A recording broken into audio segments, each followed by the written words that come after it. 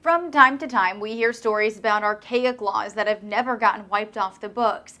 Those laws are usually harmless, but a new Mother Jones article highlights 3 out-of-date internet laws that have dangerous consequences. Topping the list is the Computer Fraud and Abuse Act. The law allows federal prosecutors to file charges against anyone who intentionally accesses a computer without authorization or exceeds authorized access, and thereby obtains information from any protected computer. As Mother Jones points out, the dated, ambiguous language leaves the act open to broad interpretation. Birthed in 1984 by a bunch of lawmakers freaked out over the movie War Games, the CFAA allows the feds to bring criminal charges against users who break companies' terms of service, that checkbox you click when you sign up for an account. So the pages of fine print everyone scrolls past to sign up for a digital service, while breaking those conditions could land you 20 years of jail time or more. Mother Jones cites dating site eHarmony's user agreement to illustrate how easy these conditions are to abuse.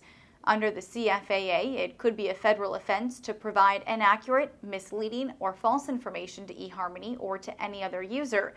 Remember that next time you're tempted to Photoshop your dating profile picture. A Daily Kos cartoonist points out since minor terms of service violations are a common occurrence, the CFAA essentially criminalizes everyone online.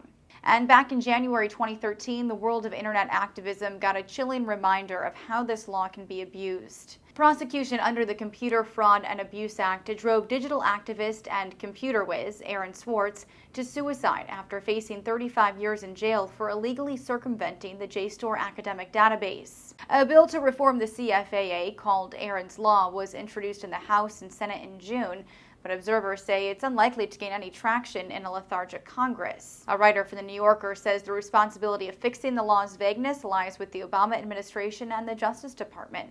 All the administration needs to do is to rely on the ancient common law principle called the rule of lenity. This states that ambiguous criminal laws should be constructed in favor of a defendant. So far, at least 13 federal judges have rejected the Justice Department's interpretation of the Computer Fraud and Abuse Act.